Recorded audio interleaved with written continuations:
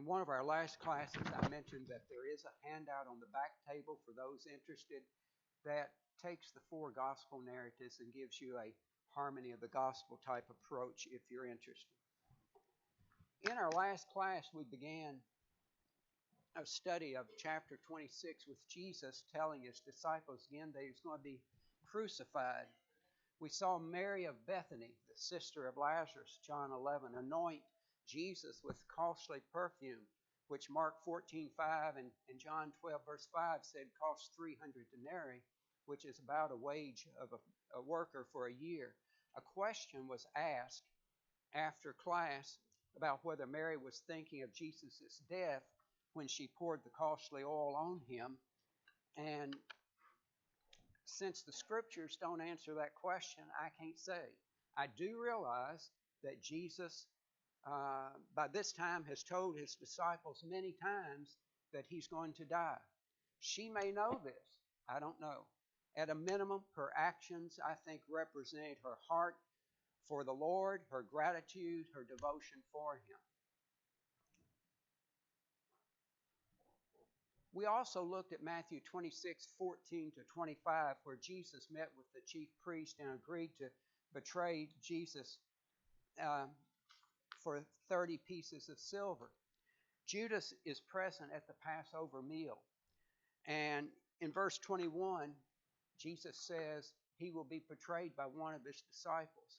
The disciples begin discussing who it will be, and we see Judas has been able to hide his plans when Jesus dips a morsel, perhaps bread, per John 13:18, and gives it to Judas, saying in verse 23, the one who shares the meal will betray him.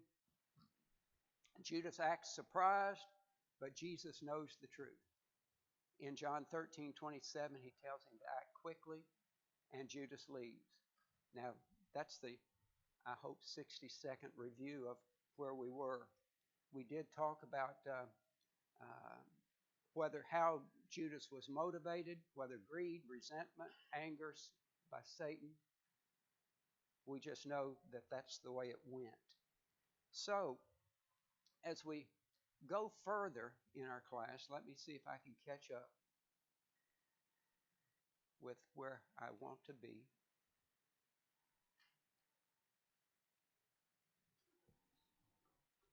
So while they were eating, Jesus took some bread, and after a blessing, he broke it and gave it to the disciples, saying, "Take, eat, this is my body." And when he had taken a cup and given thanks, this is Matthew, the 26th chapter, verse 26 and following. When he had taken a cup and given thanks, he gave it to them, saying, "Drink from it, all of you, for this is my blood of the covenant, which is poured out for many for forgiveness of sins. But I say to you, I will not drink of this fruit of the vine from now on until the day when I drink it new with you in my Father's kingdom." When Jesus instituted the Lord's Supper, he established a memorial that his followers were to observe each week. Since this was the bread of the Passover, it was unleavened bread. As with the old covenant, the new covenant required blood to be put into effect. We are familiar with this, for today we partake of the Lord's Supper, and we have that account in 1 Corinthians 11:23-26. And this act of worship is part of the new covenant that Jesus' death established. Hebrews, the 9th chapter, helps explain the parallel between the old and the new. It reads in part in verse 18, "Therefore, even the first covenant was not inaugurated without blood." In verse 22, "And according to the law, one may almost say all things are cleansed with blood, and without shedding of blood there is no forgiveness." So, the Lord's Supper represents that death and that sacrifice that he made on our behalf. Any thoughts at this point?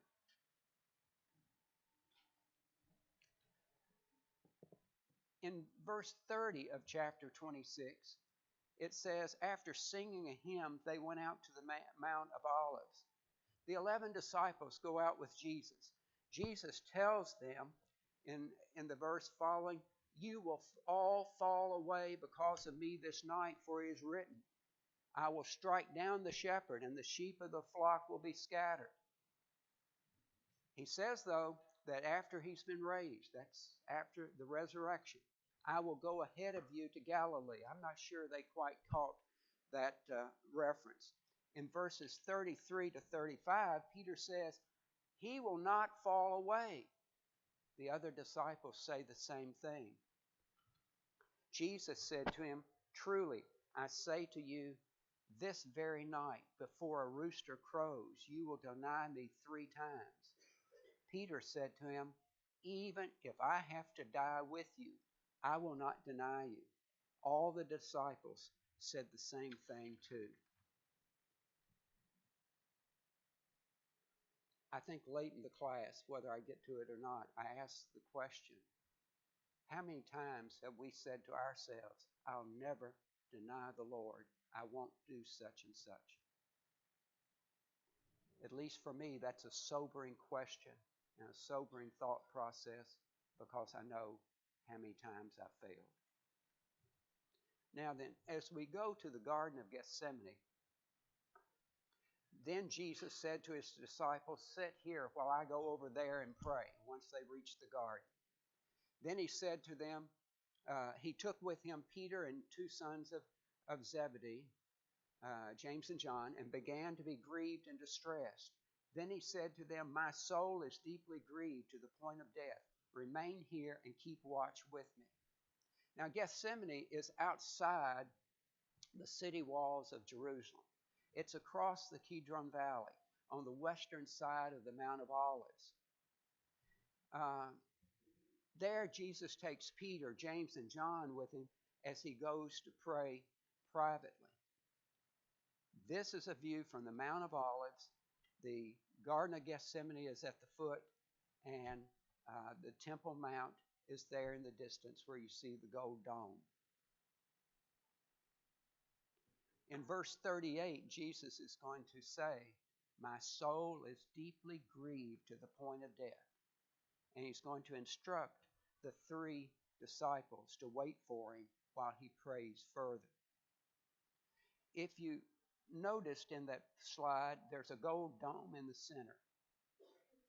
On the left-hand side of the screen, you see the perimeter of what is the temple area today, and in the middle is that gold dome.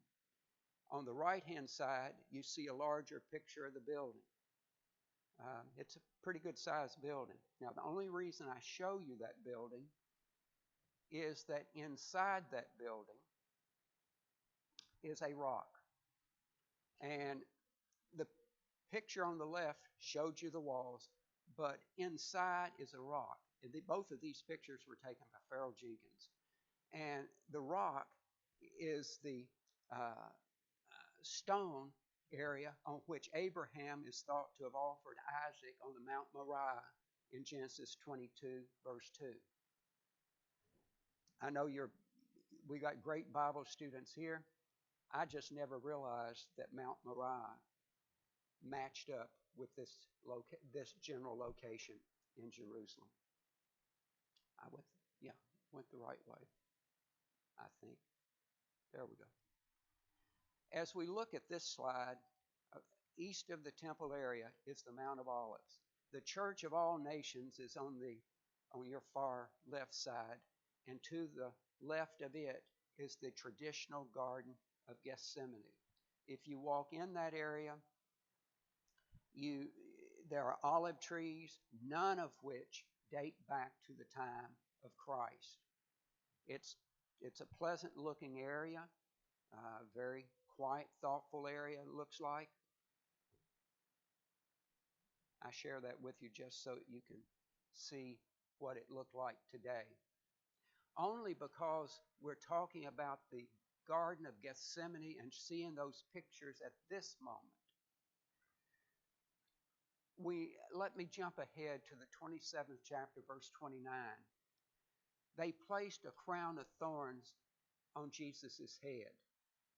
We don't know what that crown looked like.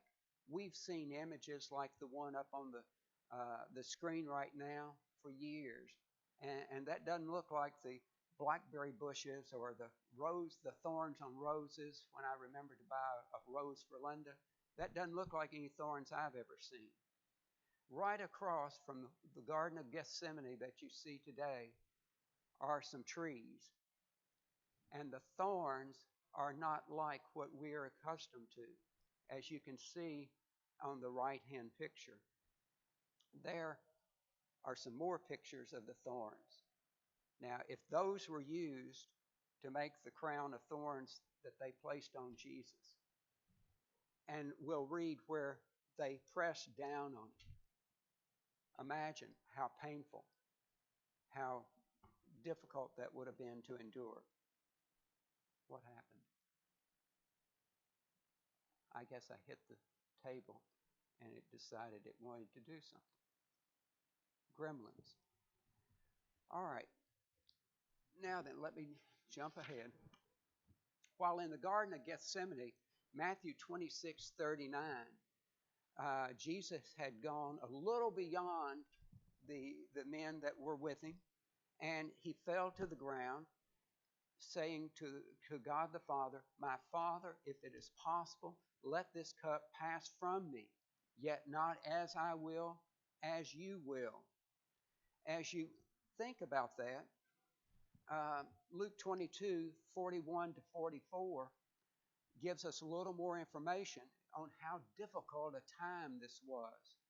It says, "And he withdrew from them a stone's throw, and he knelt down and began to pray, saying, Father, if you are willing, remove this cup from me. Yet not my will, but yours be done." Now an angel from heaven appeared to him, strengthening him.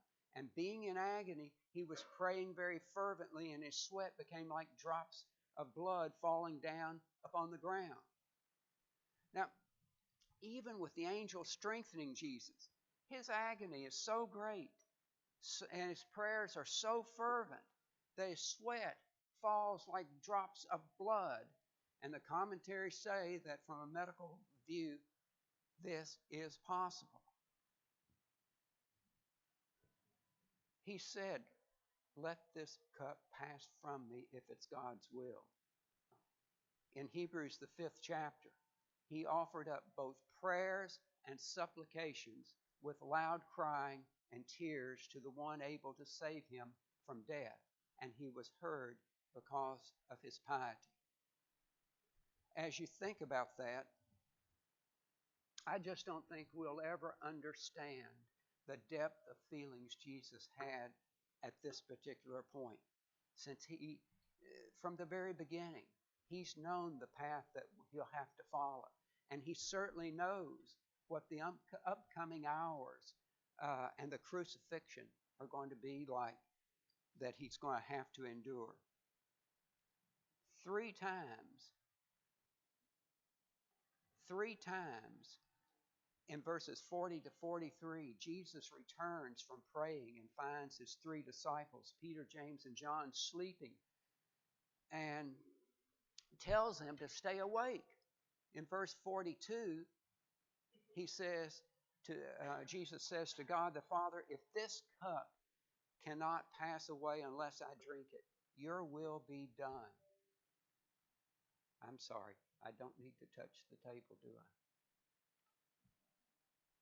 Verse 43 says, Jesus found them sleeping a 3rd time, and he left them again and went away and prayed a 3rd time, saying the same thing once more. And then he came to his disciples and said, "Are you still sleeping? Still resting? Behold, the hour is at hand, and the Son of Man is being betrayed into the hand of sinners. Get up, let us be going. Behold, the one who betrays me is at hand." Judas is now approaching with a crowd to arrest Jesus. Can you imagine what it would have been like to have been there and to have been with Jesus? To have heard him say in the period leading up to this, "Things aren't going to work out the way some of you want. I'm going to die, but I will arise from the grave." Any thoughts? Any comments?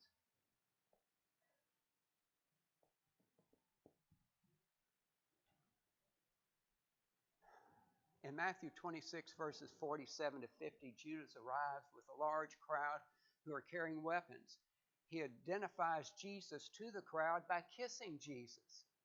Those with Judas are carrying clubs and swords, and they're representatives of the chief priest and elders of the people. And despite knowing that Judas is going to betray him, Jesus speaks to him and calls him friend. They go ahead, lay hands on Jesus, and arrest him, seize him.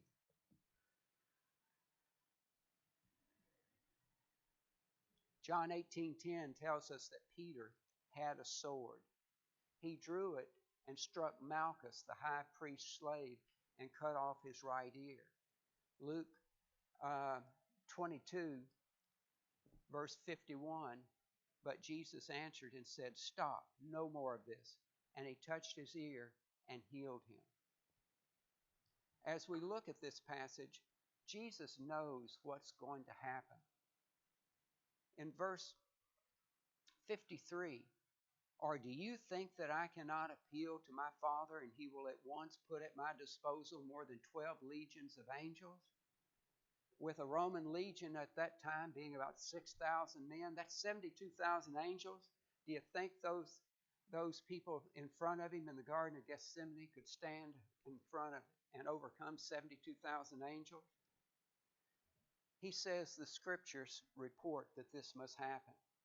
That may refer to passages in Psalm 22 or Isaiah 53 or even some of what Zechariah wrote.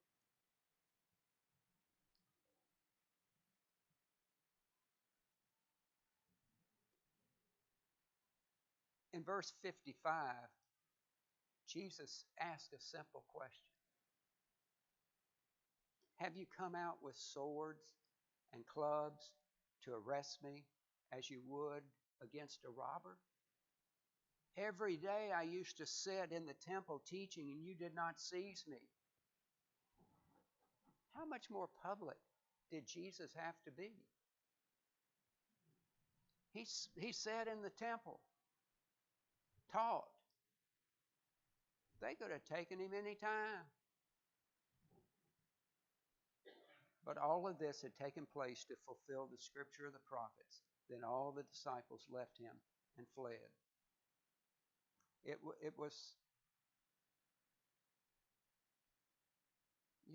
was, I just can't imagine the setting and how these people would do what they're doing. As a sidebar, as a quick review, the Jewish court system had 3 levels.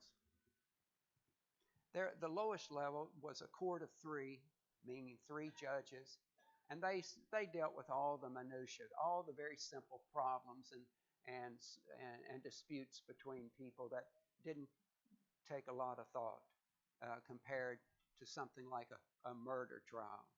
And then there was the minor Sanhedrin in communities with at least 120 families that dealt with more important matters.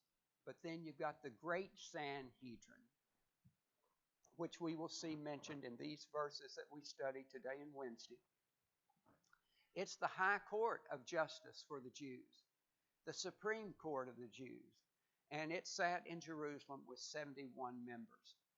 They were the ones that exercised great authority.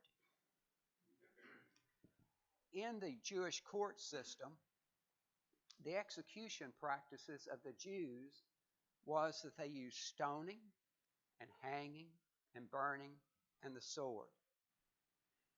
They did not use crucifixion in a capital case. Yet, 1,000 years before Jesus was crucified, Psalm 22 clearly speaks of what's going to happen to the Savior. 1,000 years in advance. And the words of Psalm 22 will be fulfilled. So, yes.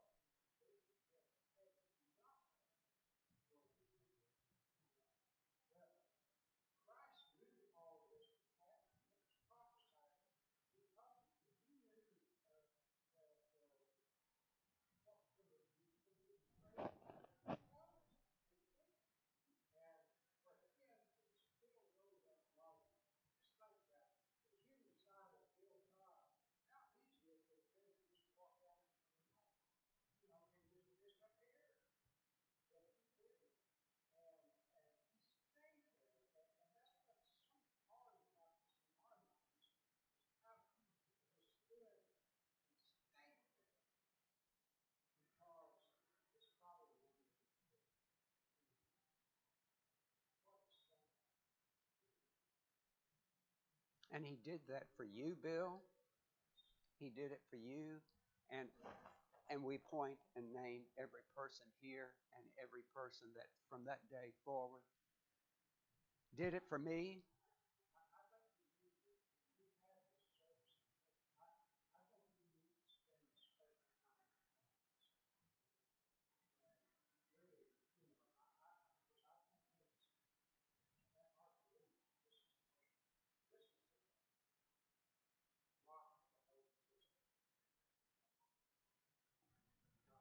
His willingness to obey the Father is just amazing. It's incredible. Jack.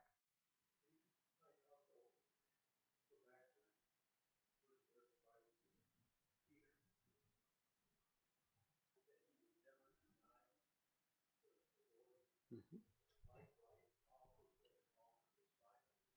Said the same thing.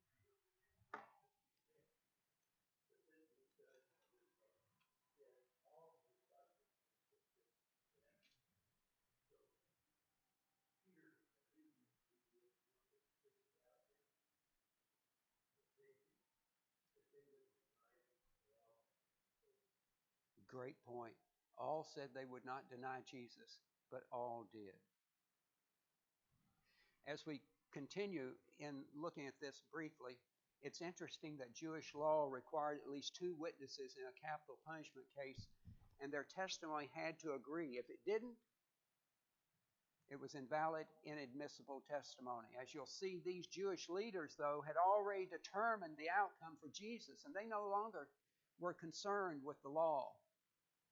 As we study chapters 26 and 27, we're going to see some reasons why Jesus truly did not receive a fair trial from a legal standpoint. And if you want to study this further, I've got some notes that I'll be happy to print for you. But I'm going to approach this maybe a little bit differently than we do sometimes in classes. Before continuing to verse 57, we're about to see multiple appearances by Jesus before Jewish and non-Jewish authorities. John 18, verses 12 to 24 says the first appearance was before Annas, an influential high priest. He had served as high priest at one point, but then his son-in-law replaced him. This private examination at night was not appropriate. It was, let me keep going. An individual should not be able to talk to an accused. So Annas also had no real authority. He had influence, as Todd mentioned Wednesday night. He still had influence. We might say the power behind Caiaphas' throne, but Caiaphas, his son-in-law, is the one with more accountability and more ability at this point. So this private meeting should not have occurred. The second appearance was before the high priest, Caiaphas, per Matthew 26, verse 57, where it says, some of the scribes and priests and elders were gathered. They have no authority because you don't have the full Sanhedrin court apparently present. So, and legal proceedings in a capital case, I'm told, were supposed to happen in the temple, confined. Here they rely on false witnesses that we'll see as we go through the verses to find what Christ said and pervert what Christ said in order to have charges against him and to condemn Jesus to death. The third time, that's the third time that Jesus appears before the Jews will be chapter 27, when morning came and the Sanhedrin meets and formally sentences Jesus. So back in verse 57, Jesus appears before the high priest. Those who had seized Jesus led him away to Caiaphas, the high priest, where the scribes and the elders were gathered together. But Peter was following him at a distance as far as the courtyard of the high priest and entered in and sat down with the officers to see the outcome. likely knowing that Judas had been bribed and an arrest would occur pretty soon. Some of the members of the Sanhedrin, the chief priests and others, had gathered. One writer observed that what took place this night was a final hearing to create a case whereby Jewish responsibility for Jesus' death could, in their minds, be shifted to Pilate, thereby exonerating the Sanhedrin. We're going to see that they called some witnesses. They took a vote, if you will, to legitimize the proceedings, but no effort was made to be fair. Jesus' rights weren't protected. They had already decided they wanted to execute him. As we look at verse 58, it says Peter was following and was close by. So now the chief priests and the whole council kept trying to obtain accurate testimony, right? No. False testimony against Jesus so that they might put him to death. They did not find any, even though many false witnesses came forward. Now then, how fair is a court system where they're looking to put a person to death from the time the review occurs? But it says later 2 came forward and said, "This man stated, I am able to destroy the temple of God and to rebuild it in 3 days." The high priest stood up and said to him, "Do you not answer? What is it that these men are testifying against you?" But Jesus kept silent. Isaiah 53:7 says, "He was oppressed and he was afflicted, yet he did not open his mouth. Like a lamb that is led to slaughter, and like a sheep that is silent before its shearers, so he did not open his mouth." And the high priest then says, "I adjure you by the living God that you tell us whether you are the Christ, the Son of God." You know, that phrase, well, first, think what it would have been like to be Jesus in front of these people. It's a hostile assembly. Jesus is God the Son. He has nothing to prove. He understands what he's facing. And he's obedient to God's will. In that 63rd verse, Caiaphas says, the high priest says, "I adjure you by the living God that you tell us whether you are the Christ, the Son of God." The Greek word translated adjure means to cause someone to swear or to charge under oath. You know, that's a pretty strong thing to do. By saying this, I think it proves that Caiaphas is desperate to find some evidence to establish a death sentence. You know, the people know what they want to occur. They're just trying to find some way in their own minds to justify it. He's desperate to find some evidence to establish a death sentence. It shows how willing these people are to ignore the evidence that God presented as baptism, or the teachings that Christ has offered, or the miracles that Jesus has performed. All of it, they're ignoring. If he claimed to be the Son of God, this was going to be blasphemy, according to them. If he claimed to be the Christ, the King of the Jews, they were going to portray this as treason against the Roman government. Acts 17:7. In verse 64, Jesus responds because he needs to affirm his identity with conviction. Jesus said to him, "You have said it yourself. Nevertheless, I tell you, hereafter you will see the Son of Man sitting at the right hand of power and coming on the clouds of heaven." Instead of portraying himself as a military leader, or an earthly ruler. Jesus identifies himself differently. He's Lord and Judge of all. Wonder how those Jews took that. Well, we know they called it blasphemy, didn't they? Any comments?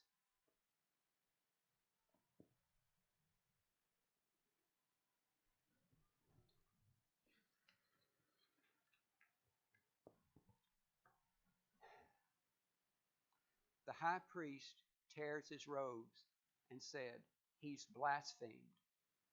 What further need do we have of witnesses? Now, I don't know how many have said on a jury, uh, you're supposed to be able to form your own opinion. But if you're one of those in this room with the high priest, the judge, if you will, and the judge says he's blasphemed,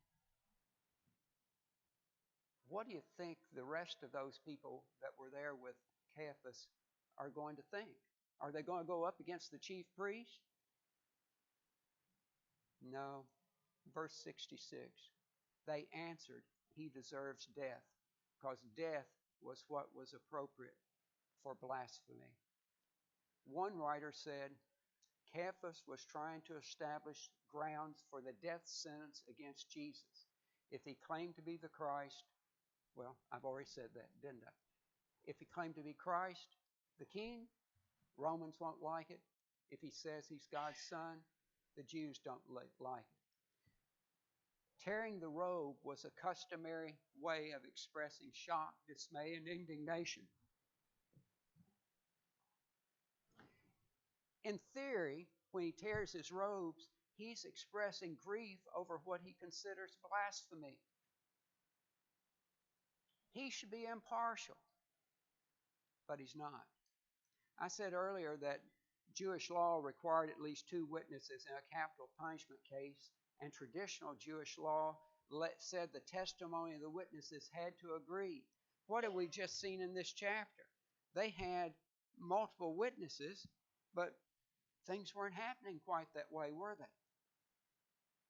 These Jewish leaders were no longer concerned with their law or their traditions. The high priest has declared that blasphemy has occurred. So in response, they say he deserves death. The death penalty was the punishment prescribed by God in cases of blasphemy against God's name, Leviticus 24:10 through 16. As far as they're concerned, they're done. They had the verdict they wanted. They refused even to think about or even consider any other evidence.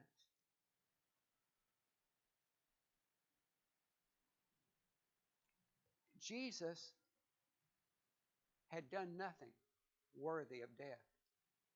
Jesus had only spoken the truth when questioned. As I said a few minutes ago, his ministry has been what, about 3 years? For 3 years, he's taught and preached and spoken parables and performed miracles. Evidence that no one but God's Son could have done. And they're ignoring everything in order to satisfy their own desires because they're threatened. They think he might take some of their authority away. So in verse 67, they've decided that he deserves death. It says, then they spat in his face and beat him with their fists, and others slapped him and said, prophesy to us, you Christ, who is the one who hit you? Have you ever slapped yourself in the face? Doesn't feel good, does it? Notice I took the ring off first. And said, prophesy to us, you Christ, who is the one who hit you? Well, have you ever thought about what it would have been like to be Jesus at that time? God's Son, who holds power, and he's being slapped and spit upon and beaten. And they beat Jesus with their fist. They mock him. Prophesy to us, you Christ, who is the one who hit you. Jesus endured this for you, and he endured it for me. Very sobering, Jack.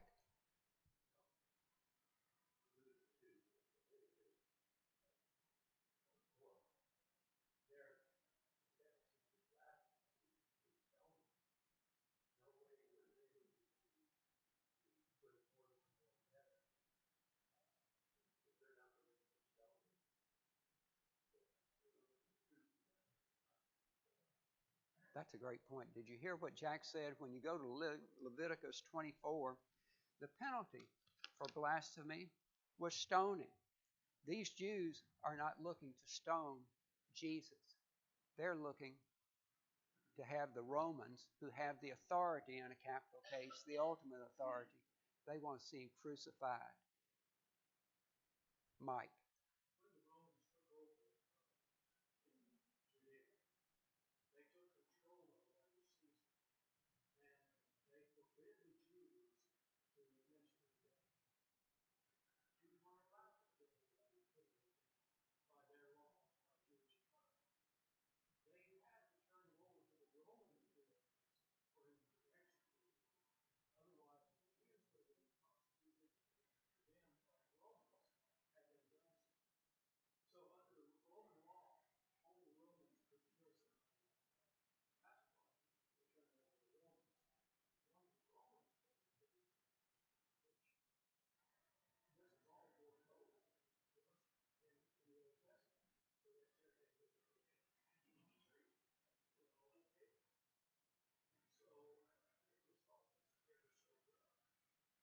Absolutely. Sarah.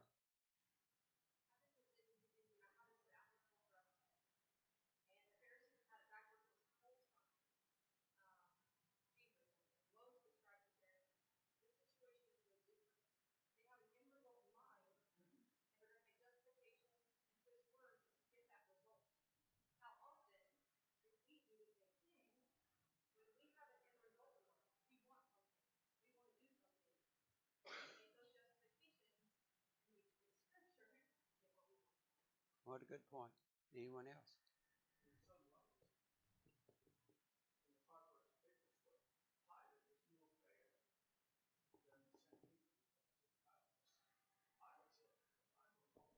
Three times. Excellent point. The charges against Jesus, he threatened a national institution, which was the temple, according to the false witnesses. He committed blasphemy, and the high priest said that. He told the disciples, you will fall away. And all of you will fall away.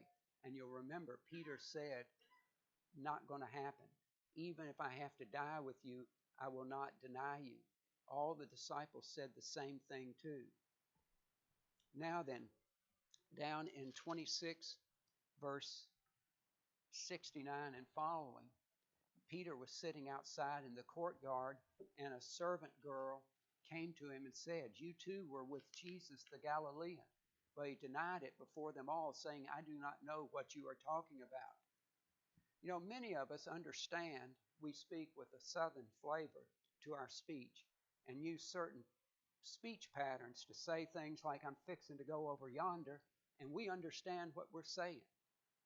Peter's speech tells these folks that he was a Galilean, and they challenge him on it, and Peter denies Jesus. And then we go a little bit further. When he had gone out to the gateway, another servant girl saw him and said to those who were there, this man was with Jesus of Nazareth. And again, he denied it with an oath. I do not know the man. Third time, verse 73, a little later, the bystanders came up and said to Peter, "Surely you too are one of them, for even the way you talk gives you away." Then he began to curse and swear, "I do not know the man." And immediately a rooster crowed. And Peter remembered the word which Jesus had said, "Before a rooster crows, you will deny me 3 times." And he went out and wept bitterly. Class is just about done. I have a question for you. Curiosity question for each of us. Have you ever felt like Peter? Have you ever said, "I'm not going to deny Jesus. I'm not going to do such and such. I'm not going to be found guilty of this sin"? But you end up feeling like Peter. I hope you haven't. I have, and it's not a pleasant feeling. Anybody else? Well, let's end class a minute or two early. Thank you for your attention.